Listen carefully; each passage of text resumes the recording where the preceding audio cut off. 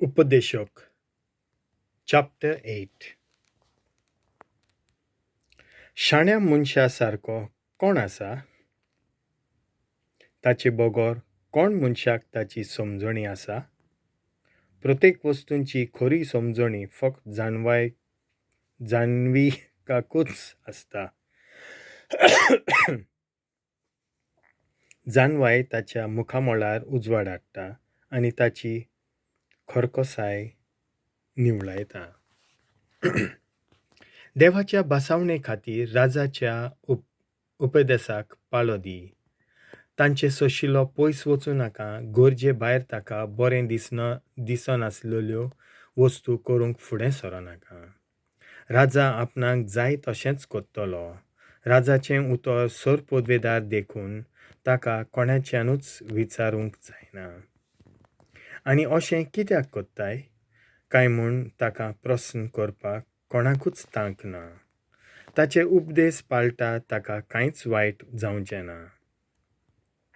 कसली वस्त केन्ना आनी कशी करपाची ती जाणाराक खबर आसा.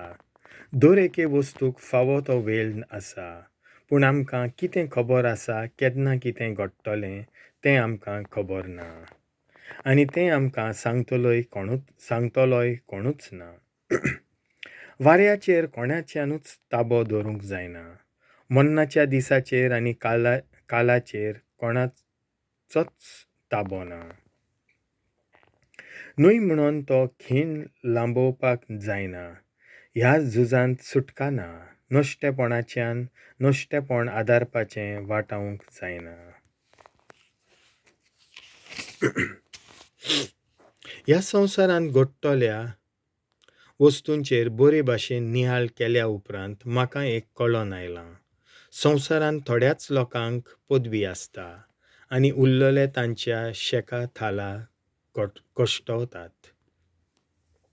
हय, नश्ट्या मनशांक फोंडांनी पुरयलोले हांवें पळयल्यात. शिमित्रींतल्यान पत्तोताना ताणें नश्टेपण केलोल्या शारांतले लोकूच मेलोल्याची थोखणाय कोत्तले हांवें पळयलां.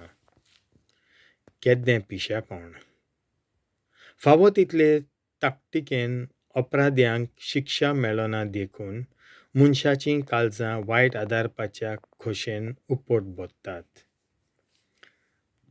पातकी 100 पावटी पातोक आदारलां आसतनाय जर देवाक भियेता ताका देव बऱ्यो वस्तू राखून दवरता. पूण नश्ट्याचें तो देवाक भियेना देखून बरें जावचें ना. ताचें जिवीत सावळे वरी ते आपल्या तरणाटपणार मोडटात. आनीक एक पळकेपण संवसारांत घडटा. जायते पावटी बऱ्या मनशाक खास्त आनी नश्ट्याक इनाम फावो जाता. म्हाका जाल्यार ही आनीक एक पळकेपणाची खुणा. जेवपांत खावपांत पिवपांत आनी धादोसपणांत मनशाची खुशालकाय आसा देखून हांव खुशालकायेक परखंडतां. कित्याक देवान दिलोल्या जिविताच्या काळांत ताणें आपूण